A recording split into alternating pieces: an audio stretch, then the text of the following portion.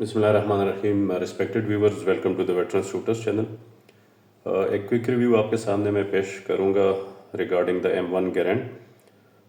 M1 Garand का history जो थी, अमेरिकन मेड राइफ़ल है और उनका ये वर्ल्ड वॉर 2 में प्राइम वेपन था, इन्फेंट्री वेपन था जो कॉमनली यूज़ हो रहा था।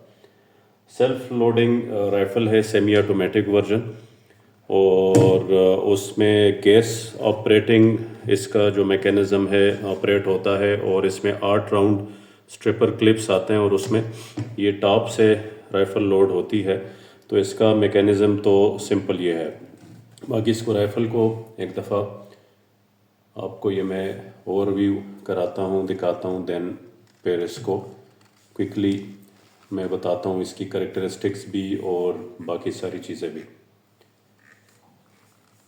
उस टाइम की ये बड़ी मॉडर्न राइफ़ल जानी जाती थी, क्योंकि वर्ल्ड वॉर 2 उस ईरा में जो इसके एडवर्सरीज थे USA के, उनके पास बोल्ट एक्शन राइफ़ल्स थी, माउज़र कैटेगरी में जर्मन्स के पास थी, और रशियन साइड पे जो मुख्तलिफ उसमें यूज़ हो रही थी वो मोसन नगान थी, और डिफरेंट 303 भी मुख्तलिफ सेक्टर्स में और वो यूज़ हो रही थी ब्रिटिशर साइड, और कुछ US भी यूज़ कर रहे थे। तो इसको इन्होंने एक first ever semi automatic military version rifle बनाई थी, और ये बड़ी ही कमाल राइफ़ल बनी थी because of its make and type, क्योंकि ये इसकी जो बैरल है क्रोम लाइन फिनिश्ड है, और ये 30-06 में 30-6 जिसको कहते हैं उस कैलिबर में ये बनाई गई थी। ये वाली राइफ़ल जो है इसको मैंने कन्वर्ट किया है 308 में, और 308 में कन्वर्जन में बाकी चूँकि 30-06 और 308 में प्रोजेक्टाइल का इतना ज़्यादा फ़र्क नहीं है, ओनली चैम्बर का थोड़ा इशू होता है, तो उसको स्लीव लगा के उसको सेटिंग उसकी करनी पड़ती है। साइड्स इसकी अगर आप देखें तो रियर से एलिवेशन एडजस्टमेंट भी पॉसिबल है, और राइट और लेफ़्ट की एडजस्टमेंट भी उससे इसी साइड से हो जाती है। तो बहुत ही कमाल की इसकी ये साइड है और बहुत ही प्रैक्टिकल है।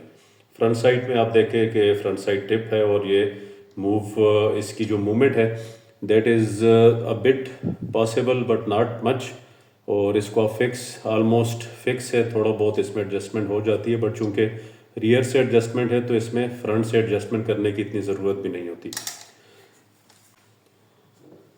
तो ओपन करने के लिए इसका सिंपल बहुत ही इजी है कि यहाँ से इसमें आप कोई मेटल का पार्ट डाल के तो थोड़ा रियर वर्ड उसको मूव करते हैं, और मूव करके इसका ट्रिगर असेंबली रिमूव हो जाती है, और उसके बाद जो इसका वुडन पार्ट है ये इजीली इसका डिसंगेज हो जाता है, रिमूव हो जाता है, और इसका जो बैरल और रिसीवर ग्रुप है वो सेपरेट हो जाता है।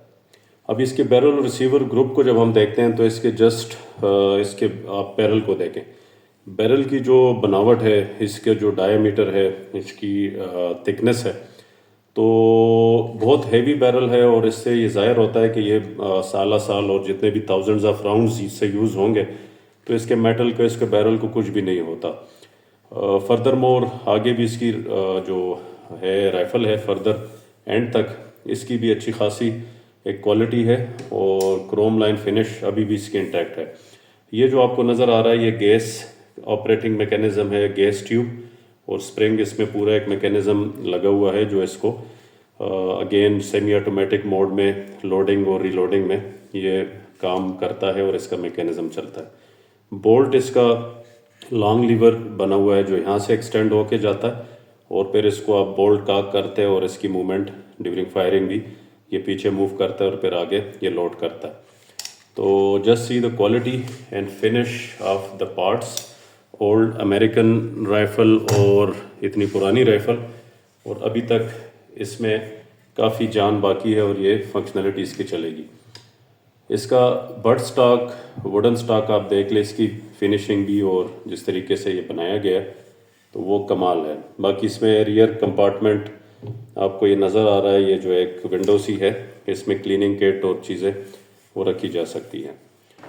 तो बहुत ही एक सिंपल मैकेनिज़्म वाली राइफ़ल है, और हाईली एक्यूरेट राइफ़ल है। इससे काफ़ी एक्सटेंसिव फायर मैंने किया हुआ है, और अभी भी इस राइफ़ल में एक्यूरेसी के लिहाज से काफ़ी बेहतर राइफ़ल है, इसमें कोई इशू वगैरह कोई नहीं फील होते। इसको कॉक करते हैं तो यहाँ पर ये बोल्ट इसका रियर वर्ड रुक जाता है और इसको अगेन आप ऑपरेट करते हैं तो थोड़ा नीचे दबा के ऑपरेट होता है। सेफ्टी इसकी ट्रिगर में ही लगी हुई है और इंतहाई बेहतरीन राइफ़ल है।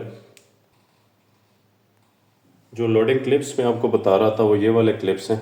इसमें लोड करने के लिए राइफ़ल को कॉक करके और उसके बाद इसकी पोजीशन आती है, इस पोजीशन में ये राइफ़ल आती है जिसमें आप लोड करते हैं ये क्लिप और इसको डाउनवर्ड मूव करके तो ये लोड, इसमें राउंड होते हैं, 8 राउंड आते हैं और ये लोड हो जाता है। और इसके जो एक डिस्टिंक्टिव फीचर है जिसमें ग्रैंड, इसको पिंग भी कहते हैं, या जो लास्ट राउंड फायर होता है और इसके ये मैगजीन क्लिप बाहर निकलता है तो इसकी एक ख़ास आवाज़ होती है जो कि अभी मैं डेमोंस्ट्रेट करूँगा आपके सामने, आप देख सकते हैं।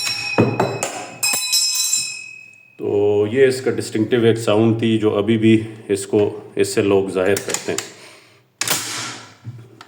तो ये राइफ़ल है, वज़न में तो भारी है बट परफॉर्मेंस में टॉप ऑफ द लाइन है, आउट क्लास है।